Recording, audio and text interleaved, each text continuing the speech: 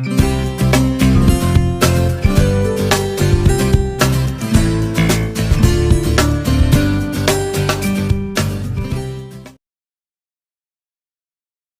اللہ الرحمن الرحیم۔ السلام علیکم دوستو، امید آپ سب خیر و عافیت سے ہوں گے۔ سلطان عماد الدین زنگی، ایپیسوڈ 10۔ دوسرے دن نجمہ کی بہن سلمہ اور ان کی بیٹی حور جبین بھی آ گئی۔ نجمہ نے ان دونوں کو اول خاتون سے ملایا۔ دونوں ان سے مل کر بہت خوش ہوئی۔ خاتون کے چہرے سے بھی معلوم ہوتا تھا کہ انہیں ان سے مل کر بڑی مسرت ہوئی ہے۔ خصوصاً حور جبین کو دیکھ کر تو انہیں شان خدا یاد آ گئی۔ ایسی حسین لڑکی شاید انہوں نے پہلے دیکھی نہیں تھی۔ بالکل چینی کی گڑیا یا چاند کا ٹکڑا تھی۔ اس کے رخسار گلاب کے پھول کی طرح نرم اور گلابی تھے، ناک ستواں اور بہت ہی پیاری، پیشانی چوڑی اور اونچی، آنکھیں لمبی بڑی اور سیاہ پلکیں خدا کی پناہ، بالکل بھالے اور سیاہ بھویں جیسے کالے بچھو۔ سر کے بال سیاہی مائل بھورے اور گھنگریالے، دانت سفید موتی کی لڑیاں، لب موزوں اور گلاب کی سرخ رسیلی پتیاں، چہرے سے غضب کی معصومیت اور بھولا پن ظاہر، لیکن بڑی شوخ، سیماب کی طرح بے قرار رہنے والی۔ جب اس نے خاتون کو سلام کیا تو وہ اس پر فریفتہ ہو گئی، اسے گود میں اٹھا کر اس کی پیشانی کو بوسہ دیا۔ وہ شرما کر گڑیا بن گئی۔ سلمہ نے کہا، حشام کہاں گئے؟ نجمہ، وہ شاید امیر سے ملنے گئے ہیں، اب آتے ہی ہوں گے۔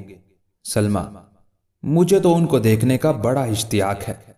نجمہ، حشام کو بھی تم سے ملنے کا اشتیاق ہے، اور اس شریر حور جبین کو دیکھنے کو تو بہت ہی مشتاق ہیں۔ کیا اپنی خالہ کی گود میں معصوم بنی بیٹھی ہے، جیسے بہت ہی بھولی ہے۔ خاتون نے حور جبین کو اپنی آغوش میں چھپاتے ہوئے کہا، میری بچی معصوم اور بھولی تو ہے ہی۔ نجمہ، اس دھوکے میں نہ رہنا، بڑی شوق ہے، یا بھی ذرا تم سے شرما رہی ہے اس لیے چپ بیٹھی ہے، نہیں تو باتیں کرتے کرتے دماغ کھا جاتی ہے۔ نجمہ، اور یہ نہیں کہتی، ایسی دماغ سے اتار کے باتیں کرتی ہے جیسے بڑی سن رسیدہ اور تجربہ کار ہو۔ خاتون، ماشاءاللہ سمجھدار بچی ہے۔ نجمہ، جی بڑی سمجھدار۔ حور جبین سے چپ نہ رہا گیا، بولی، اور کچھ کہہ لیجئے خالہ جان۔ نجمہ نے ہنس کر کہا، بول پڑی پٹاخہ سی۔ حور جبین شرمائی نہیں، بولی، حکم ہو تو نہ بولوں؟ نجمہ، ایسا ہی حکم مانے گی تو؟ حور جبین، خالہ جان کہاں گئے وہ چھوٹے رسالہ دار؟ نجمہ، اب آتے ہی ہوں گے مگر تو انہیں پریشان نہ کرنا، وہ بیچارہ سیدھا مسلمان اور تو۔ حور جبین نے قطع کلام کر کے کہا، اور جنت کی معصوم حور۔ تینوں خواتین بے اختیار ہنس پڑی۔ خاتون نے کہا، ماشاءاللہ بڑی حاضر جواب ہے۔ نجمہ، ایسی ایسی باتیں کرتی ہے کہ میں دنگ رہ جاتی ہوں۔ خاتون، خدا عمر دراز کرے۔ نجمہ اور سلمہ نے کہا، آمین۔ حور جبین، کیا چھوٹے رسالے دار واقعی لڑے تھے؟ نجمہ نے ہنس کر کہا، ان سے پوچھنا۔ سلمہ، یہ کہتی ہے اگر وہ اتنے ہی چھوٹے ہیں جتنا بتایا جاتا ہے تو لڑ نہیں سکتے، اور اگر لڑتے تو چھوٹے نہیں ہو سکتے۔ نجمہ، اب یہ خود ہی انہیں دیکھ لے گی۔ حور جبین خاتون کی گود سے اتر کر قالین پر بیٹھ گئی۔ اس کی عمر زیادہ سے زیادہ 11 سال کی تھی۔ بوٹا سا قد، سرو سی جسامت، پھول سے عارض، چاند سی پیشانی، موتیوں سے دانت اور مے گوں آنکھیں، غرض ہر چیز دل میں اتر جانے والی تھی۔ اور آواز، جب وہ بات کرتی تو بالکل ایسا معلوم ہوتا جیسے فردوسی باجا بج رہا ہے۔ وہ ریشمی لباس اور سونے کے زیورات پہنے ہوئے تھی، کانوں میں جواہرات کے گوشوارے تھے۔ سلمہ کے صرف ایک ہی اولاد حور جبین تھی۔ ماں باپ اس پر جان نچھاور کرتے تھے، بڑے لاڈ پیار سے پرورش ہوئی تھی، کنیزیں اس پر فدا تھی، سب اس سے محبت اور اس کی ناز برداری کرتے تھے، لیکن وہ اس لاڈ پیار سے بگڑی نہیں تھی، ضدی سرکش اور بد تہذیب نہیں ہو گئی تھی، بلکہ اس کی تربیت نہایت ہی اچھی ہوئی تھی، بڑی مہذب، فرما بردار، سلیقہ شعار اور شائستہ تھی، البتہ شوخ تھی، طبیعت میں چنچل پن تھا، شوخی ضرور کرتی تھی مگر تہذیب کے اندر اس کی شوخی کسی کو بری نہیں معلوم ہوتی تھی بلکہ اچھی لگتی تھی، اور اسی لیے سب اسے چاہتے تھے۔ وہ بلبل کی طرح چہکتی تھی، اس کی باتیں بڑی پیاری ہوتی تھی۔ حور جبین نے کہا، مگر جب وہ لڑتے ہیں تو چھوٹے کیوں ہیں؟ سلمہ نے حسین کہکہا لگا کر نجمہ سے کہا۔ لو دو جواب اس بات کا۔ نجمہ: بیٹی وہ بہادر ہیں، اس لیے چھوٹی عمر میں لڑتے ہیں۔ انہوں نے کئی دشمنوں کو مار ڈالا اور ایک افسر کو گرفتار کر لیا۔ حور جبین: تب وہ ضرور بڑے ہیں۔ نجمہ: تم کیسے کہتی ہو کہ وہ بڑے ہیں؟ حور جبین: آدمی اتنا ہی بہادر ہوتا ہے جتنا بڑا ہو، بچے کم بہادر ہوتے ہیں، بڑے لڑکے ان سے زیادہ اور جوان آدمی سب سے بڑھ کر۔ اس وقت حشام آ گئے، وہ فوجی وردی پہنے تھے۔ خاتون نے کہا، لو وہ آ گئے، اب ان سے پوچھنا۔ سب کی نگاہوں کے ساتھ حور جبین کی نظریں بھی ان کی طرف اٹھ گئی۔ وہ انہیں دیکھ کر کچھ ششدر سی رہ گئی۔ حشام نے سلمہ کو دیکھ کر قرائن سے یہ سمجھ لیا کہ وہی خالہ ہیں، چنانچہ انہوں نے انہیں بڑے ادب سے سلام کیا۔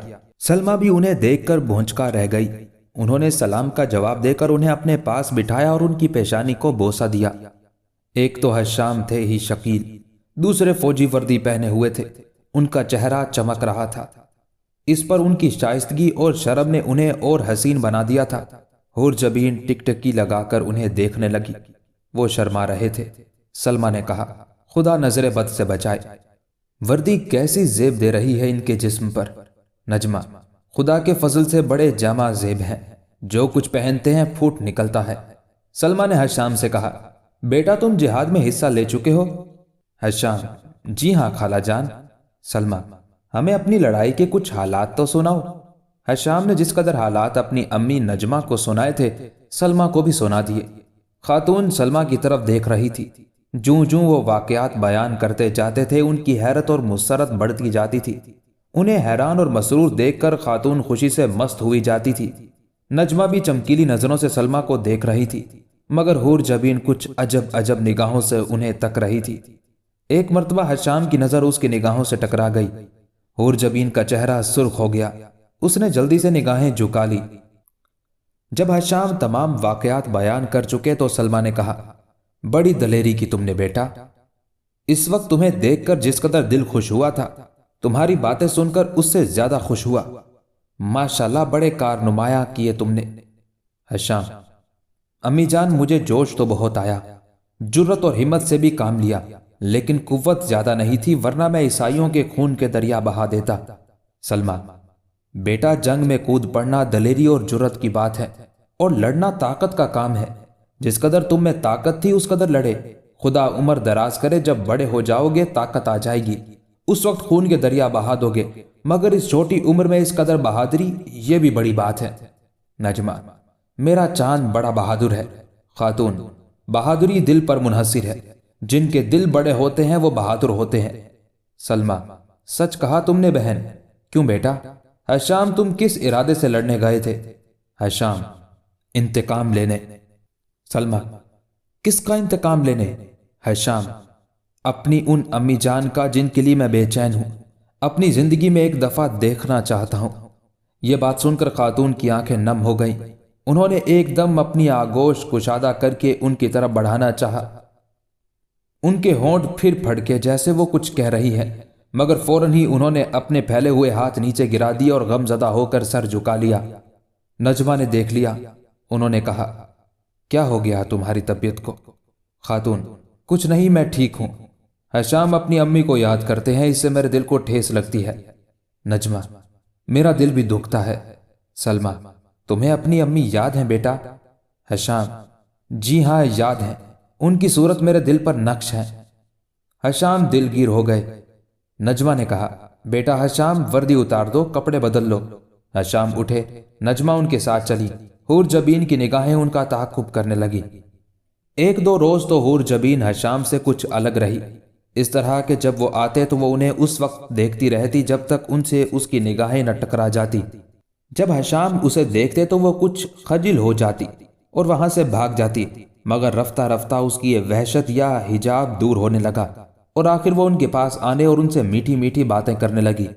حشام کو اس کی ذات سے بڑی دلچسپی پیدا ہو گئی۔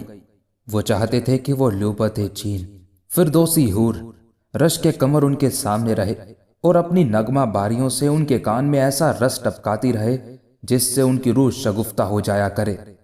حور جبین کبھی تو بے حجابانہ ان کے پاس چلی آتی، گھنٹوں بیٹھ کر شیریں نغمے بخیرتی رہتی، کبھی بالکل پاس نہ آتی، دور دور رہتی، لیکن جوں جوں دن گزرتے رہے اس کی ایک کیفیت بھی دور ہوتی گئی اور وہ ان سے بڑی حد تک بے تکلف ہو گئی۔ وہ شوخ اور چنچل تھی، اپنی شوخی سے حشام کو تنگ کر دیا کرتی، لیکن وہ اس سے بالکل بھی کبیدہ خاطر نہیں ہوتے، اس کی شوخی کو برداشت کر لیتے، مگر جب انہوں نے دیکھا وہ انہیں زیادہ تنگ کرنے لگی ہے تو وہ خود ہی اس سے کترانے لگے۔ پہلے تو اکثر ایسا ہوتا تھا کہ انہوں نے حور جبین کو کہیں تنہا بیٹھے دیکھا اور اس کے پاس چلے گئے، یا اسے کہیں جاتے دیکھا اور اشارے سے اپنے پاس بلا لیا، لیکن اب کچھ دنوں سے وہ نہ اس کے پاس جاتے تھے اور نہ اسے اپنے پاس بلاتے تھے۔ ان دونوں کے بزرگ جانتے تھے کہ دونوں ابھی بچے ہیں، دنیا کی کسی بات کو نہیں سمجھتے، اس لیے ان کی تنہائی میں کوئی مخل نہ ہوتا۔ البتہ نجمہ سلمہ دونوں اس بات کا ضرور خیال رکھتی کہ حور جبین نادانستگی میں کوئی ایسی بات نہ کہہ دے جس سے حشام کے دل کو ٹھیس لگے اور انہیں اپنے پرانے دن یاد آ جائیں۔ یہ بات سب کو معلوم تھی کہ حشام جہاں تک سلیم الطبع، نرم دل اور خوش مزاج ہے، وہاں خوددار بھی ہیں۔ یہ ان کی خودداری کی بات تھی کہ اپنا کام خود کرنا چاہتے تھے، کنیزوں پر حکم نہ چلاتے تھے، نہ ان سے زیادہ کام لیتے تھے، حالانکہ ان کی امی نجمہ نے انہیں کئی مرتبہ ٹوکا اور ہدایت کی کہ وہ خود کوئی کام نہ کریں، کنیزیں سب کچھ کر دیا کریں، مگر انہیں خوف رہتا تھا کہ کہیں کسی وقت کنیزوں کو ان کی کوئی بات بری نہ معلوم ہو جائے اور وہ یہ نہ سمجھیں کہ ایک لاوارث بچہ تھا ان پر حکومت کرنے لگا۔ باوجود یہ کہ انہیں معلوم تھا کہ کنیزیں ان سے محبت کرتی ہیں، دل سے ان کی خدمت کرنے کو تیار رہتی ہیں، مگر وہ خودداری کی وجہ سے ان سے بہت کم کام لیتے تھے۔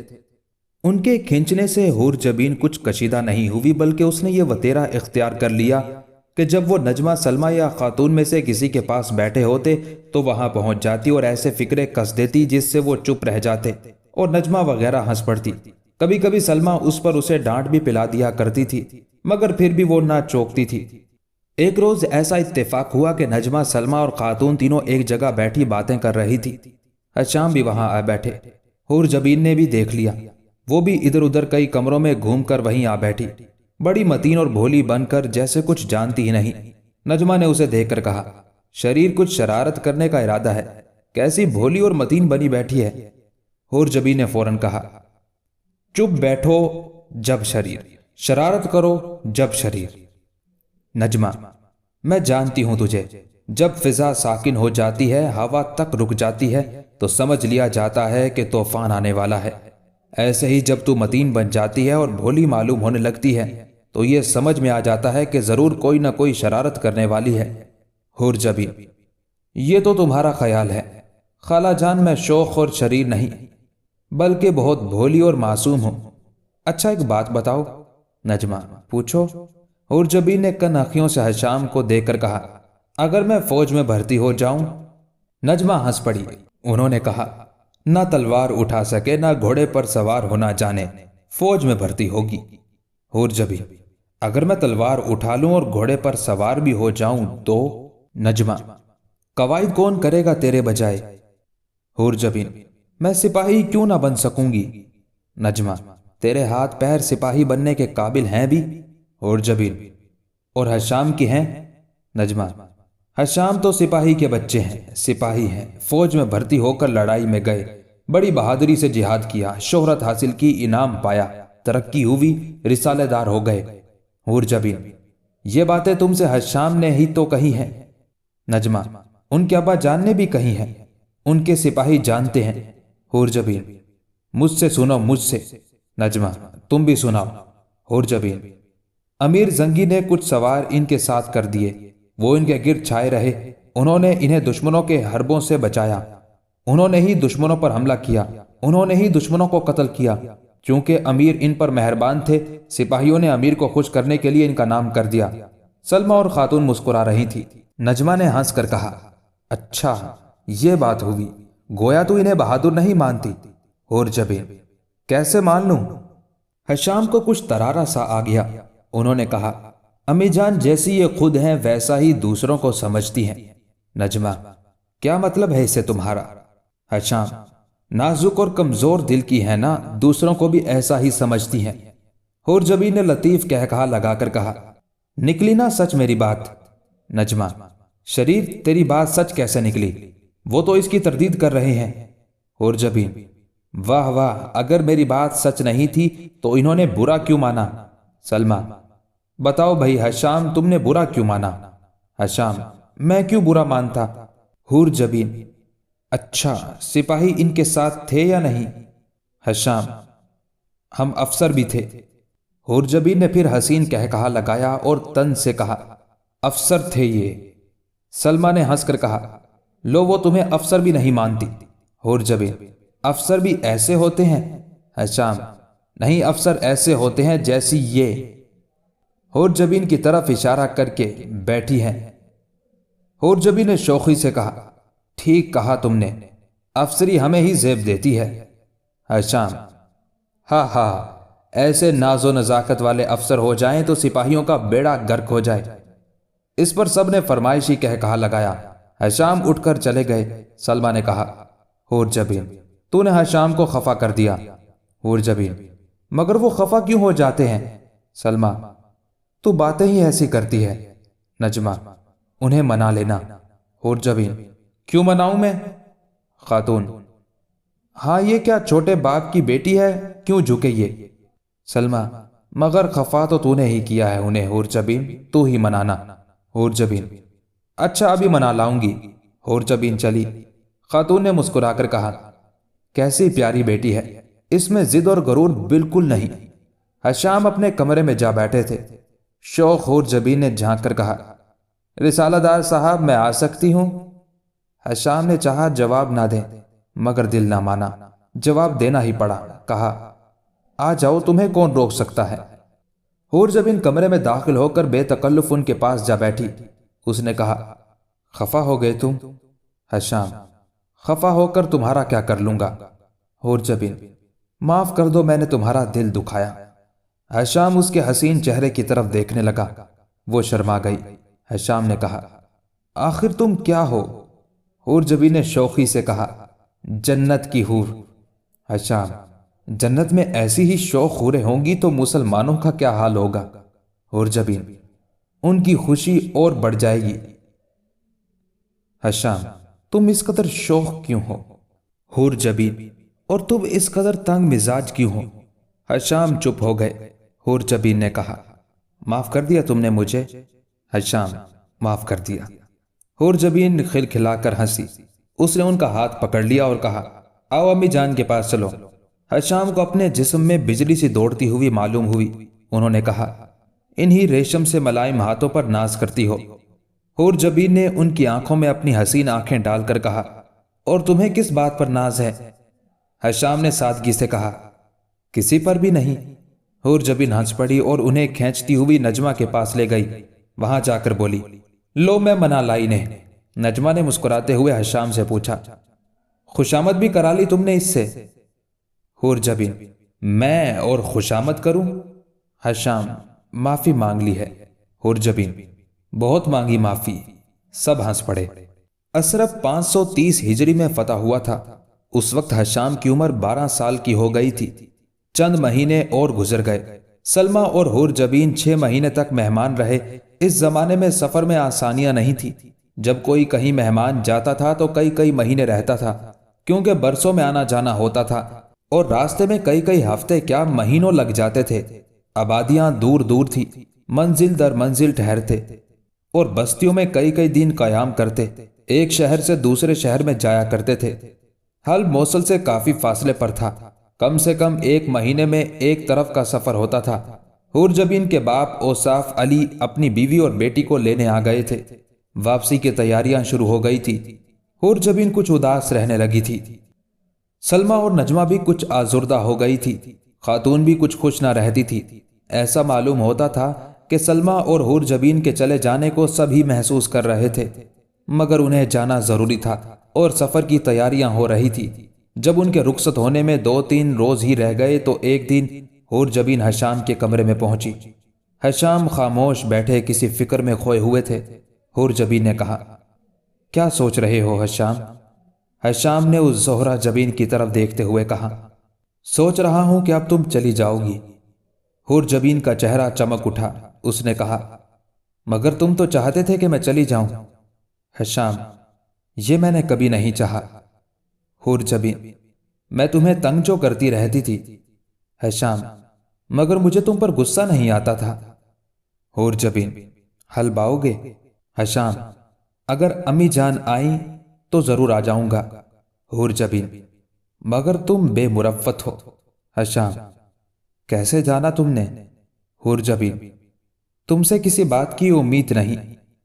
ہشام: یہ تمہارا خیال ہے۔ حور جبین: اچھا ہمیں بھول تو نہ جاؤ گے؟ ہشام: تمہیں بھولنا مشکل ہے۔ حور جبین خوش ہو گئی، اس کے چہرے پر سرخی بکھر گئی، آنکھیں چمکنے لگی۔ اس نے کہا: میں بھی تمہیں نہ بھولوں گی۔ ہشام نے اس کے چاند سے چہرے کی طرف دیکھ کر کہا: تم سے یہ امید نہیں۔ حور جبین: میں سچ کہہ رہی ہوں ہشام۔ اس وقت کسی نے حور جبین کو آواز دی اور وہ زکن لگا کر بجلی کی طرح دوڑی چلی گئی۔ آخر وہ دن بھی آ گیا جس روز اوصاف روانہ ہونے والے تھے۔ وہ رات نجمہ، سلمہ خاتون، حور جبین اور ہشام سب ہی کے لیے بڑی تکلیف دہ تھی۔ سب نے بے چینی سے اس رات کو گزارا۔ صبح سے ہی سامان بار ہونے لگا۔ کچھ دن چڑھے سواریاں محل سے لگا دی گئیں۔ اگرچہ سب مغموم تھی لیکن ہندوستان کی عورتوں کی طرح نہیں روتی تھی، بلکہ ظاہر میں خوش و خرم نظر آتی تھی۔ آخر سلمہ اور حور جبین رخصت ہو کر سوار ہو گئی اور اوصاف انہیں اپنے ساتھ لے گئے۔ ان کے چلے جانے سے گھر کی رونق میں کچھ کمی ہو گئی۔ جانے والوں کی یاد رہنے والوں کو ستاتی رہی، لیکن رفتہ رفتہ طبیعتیں ٹھہرنے لگی، پس مردگی دور ہونے لگی اور دل بشاش ہونے لگا۔ زمانے کا یہی قاعدہ ہے، جانے والوں کی جدائی کچھ دن متاثر رکھتی ہے، رفتہ رفتہ یہ اثر دور ہو جاتا ہے، اور پھر ایسا ہوتا ہے کہ کسی کی کسی وقت یاد آ گئی تو دل پر کچھ اثر ہوا اور فوراً ہی دور ہو گیا۔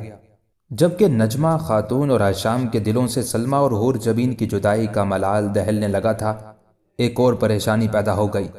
ہوا یہ کہ خاتون بیمار ہو گئی۔ چند روز تو انہوں نے اپنے مرض کو چھپایا، مگر جب بڑھ گیا تو ظاہر کرنا پڑا۔ اسی وقت سے علاج شروع ہوا۔ کمال نے موصل کے مشہور طبیبوں کی طرف رجوع کیا۔ کئی طبیبوں نے بڑے غور و فکر کے بعد فسد تجویز کی۔ شاید خون میں کچھ خرابی پیدا ہو گئی تھی۔ اس وقت ایسے امراض کا علاج زیادہ تر فسد سے ہی ہوتا تھا، لیکن دقت یہ پیش آئی کہ خاتون فسد کھلوانے پر رضامند نہ ہوئی۔ ہر چند نجمہ اور ہشام نے سمجھایا مگر وہ انکار ہی کرتی رہی۔ اس سے مرض اور بڑھ گیا۔ ایک روز ہشام نے ان سے کہا: امی، کیا تم فسد کھلوانے سے ڈرتی ہو؟ خاتون نے کہا: نہیں بیٹا، میں ڈرنے والی عورت نہیں ہوں۔ فسد تو کیا، اگر میں جنگ میں شامل ہو جاؤں اور 2-4 زخم آ جائیں میں تب بھی پرواہ نہ کروں۔ ہشام: پھر فسد کیوں نہیں کرا لیتی؟ خاتون: بیٹا مجھے یہ گوارا نہیں کہ کوئی میرا جسم دیکھے۔ ہشام: مگر علاج میں تو جائز ہے۔ خاتون خاموش ہو گئی۔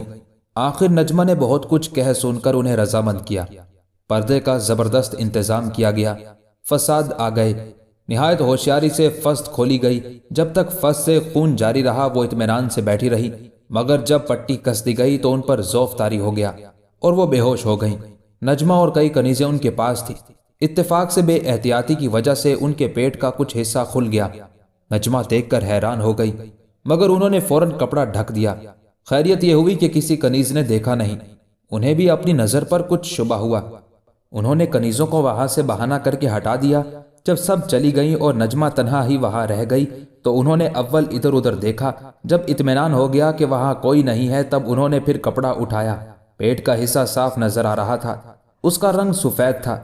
انہوں نے کچھ دور تک کرتا اور اٹھایا، جس قدر حصہ کھلا گورا رنگ تھا، سانولا نہیں تھا۔ انہیں تعجب ہوا کہ چہرہ سانولا، ہاتھ اور پیر سانولے، مگر جسم گورا، یہ کیا بات ہے؟ خاتون ابھی تک بے ہوش تھی۔ نجمہ نے ان کا جسم اچھی طرح ڈھک دیا، اس طرح کہ اگر وہ کروٹ بھی لیں تب بھی نہ کھلے۔ تھوڑی دیر کے بعد خاتون کو ہوش آ گیا۔ رفتہ رفتہ جب ان کے حواس درست ہوئے تو انہوں نے سب سے پہلے اپنے کپڑے دیکھے۔ کپڑے ٹھیک تھے، انہیں اطمینان ہو گیا۔ نجمہ نے ان کی حرکت بھی دیکھی۔ اس وقت انہوں نے ان سے کچھ نہیں کہا۔ کچھ روز کے بعد خاتون کی طبیعت ٹھیک ہو گئی، کمزوری بھی جاتی رہی اور وہ پہلے کی طرح خوش و خرم رہنے لگی۔ ایک دن وہ اور نجمہ دونوں تنہا بیٹھی تھی۔ نجمہ نے ان سے کہا: میں کئی روز سے ایک بات پوچھنا چاہتی ہوں مگر ڈرتی ہوں کہیں تم خفا نہ ہو جاؤ۔ خاتون نے نجمہ کی طرف دیکھ کر کہا: میں اور تم سے خفا ہو جاؤں؟ کیسے سمجھا یہ تم نے؟ نجمہ: ہو سکتا ہے، میں ہرگز اس بات کو نہ پوچھتی مگر میری حیرت مجھے مجبور کر رہی ہے۔ خاتون: شوق سے پوچھو۔ نجمہ: اقرار کرو، خفا نہ ہو جاؤ گی۔ خاتون: اقرار کرتی ہوں۔ نجمہ: حقیقت میں تمہیں چھوٹی بہن سمجھتی ہوں۔ نجمہ: اور اسی لیے مجھے یہ جرت ہوئی ہے۔ خاتون: پوچھو۔ نجمہ: کیا یہ ممکن ہے کہ کسی کا چہرہ اور ہاتھ پاؤں سانولے ہوں اور باقی جسم گلاب کا پھول جیسا ہو؟ خاتون غمزدہ ہو گئی۔ نجمہ نے کہا: اسی بات سے ڈرتی تھی۔ خاتون نے غمزدہ نگاہوں سے ان کی طرف دیکھ کر پوچھا: کیا تم نے میرا جسم دیکھا ہے؟ نجمہ: قصدن نہیں، اتفاقن، اور جب سے میں نے دیکھا ہے سخت حیرت میں ہوں۔ خاتون: میں فسٹ اسی لیے نہ کھلوانا چاہتی تھی۔ نجمہ: لیکن آخر یہ راز کیا ہے؟ خاتون: اگر تم یہ اقرار کرو کہ جب تک میں نہ کہوں کسی پر یہ راز ظاہر نہ کرو گی تو میں بتا دوں گی۔ نجمہ: اقرار کرتی ہوں۔ خاتون: میں اس راز کو ابھی ظاہر نہ کرنا چاہتی تھی مگر تمہارے احسانات اس قدر ہیں کہ…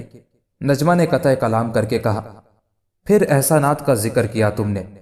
چھوٹی بہن کہہ چکی ہو اور پھر احسانات کا ذکر کرتی ہو۔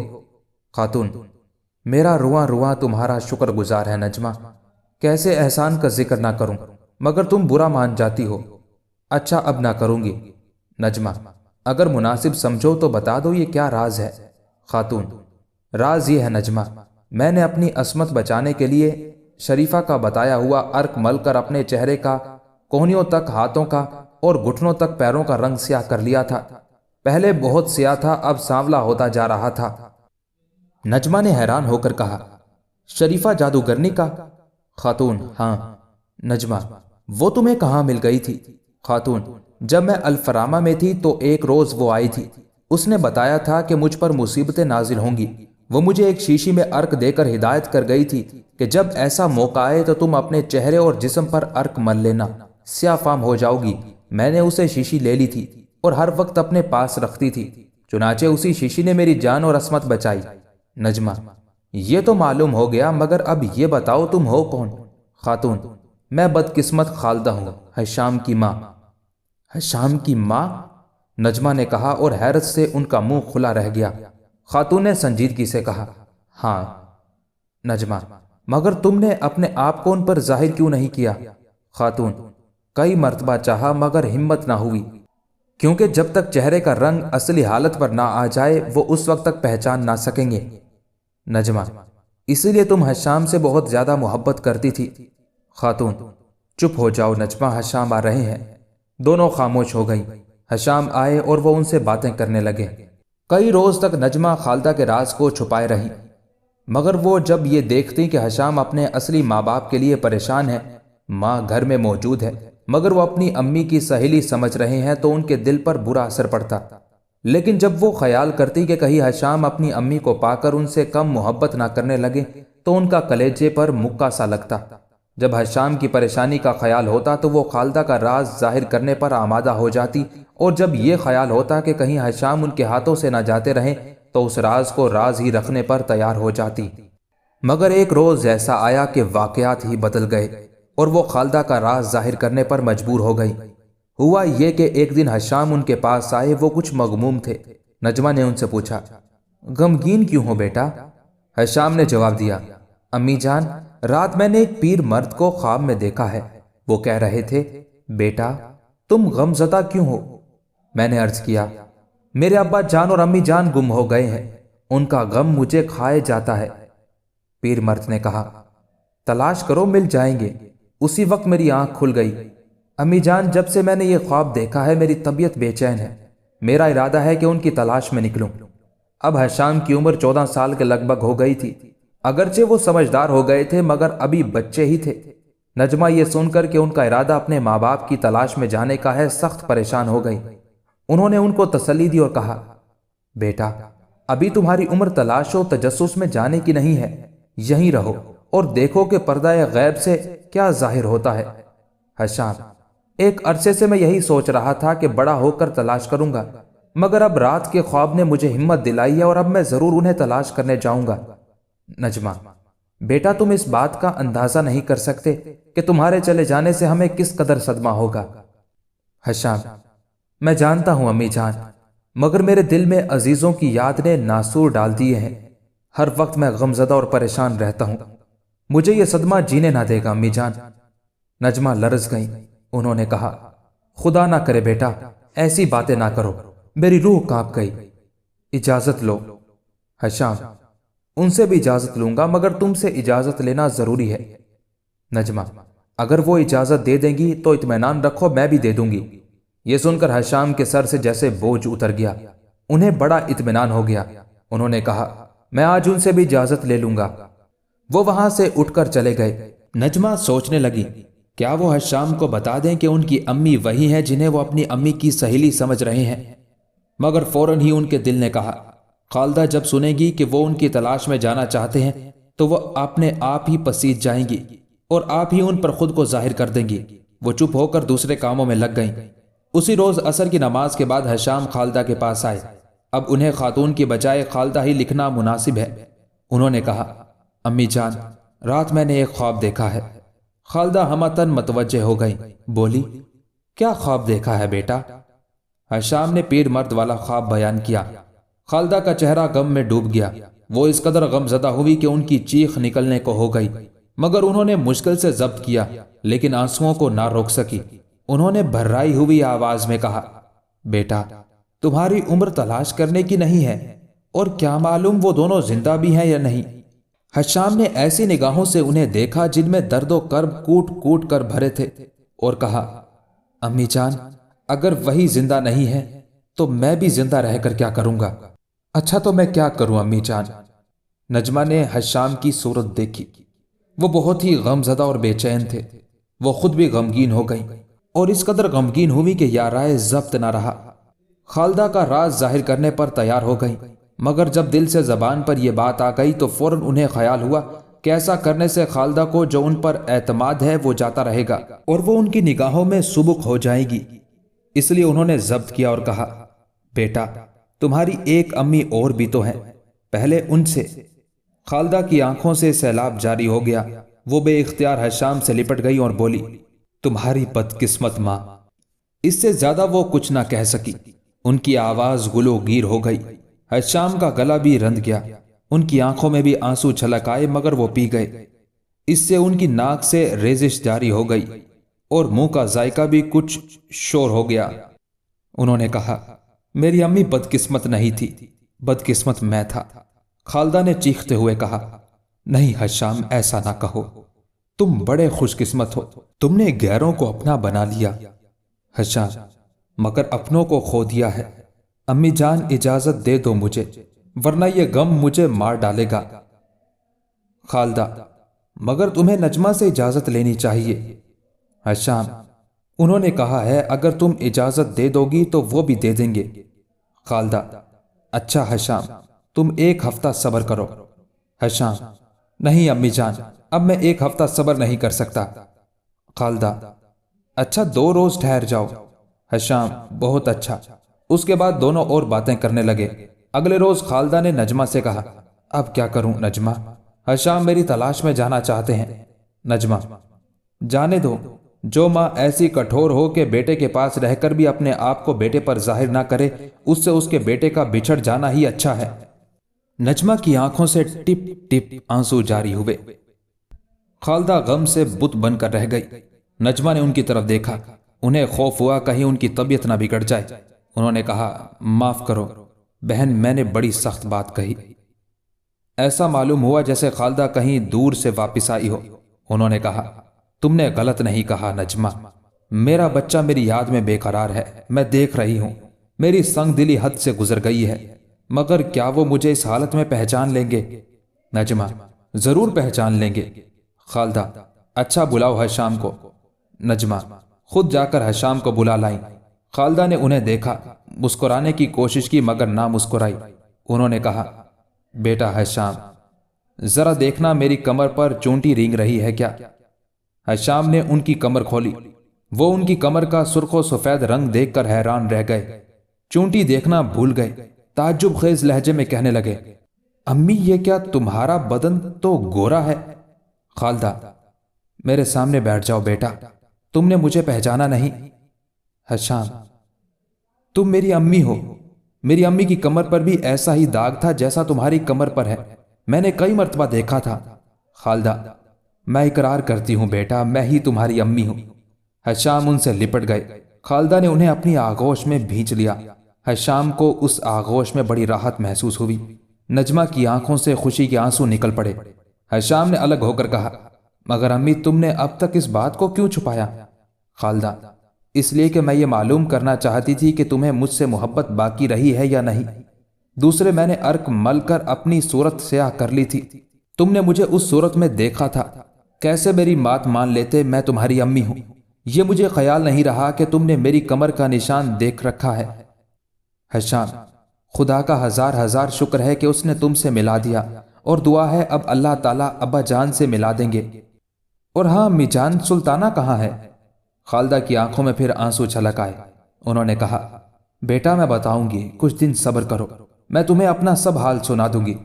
نجمہ نے کہا: خدا کا شکر ہے ماں اور بیٹا مل گئے۔ خالدہ: خدا نے تمہاری بدولت ہمیں ملایا، تم نے حشام کو اس وقت سہارا دیا جب دنیا میں ان کا کوئی سہارا باقی نہیں رہا تھا۔ حشام تمہارا ہے اور میں بھی تمہاری ہوں۔ نجمہ کی آنکھیں خوشی سے چمکنے لگی۔ انہوں نے کہا: نہیں، حشام میرا ہے اور میں تمہاری ہوں۔ خالدہ نے مسکرا کر کہا: یہ اور بھی خوشی کی بات ہے۔ اب تینوں خوش ہو کر خوشی کی باتیں کرنے لگے۔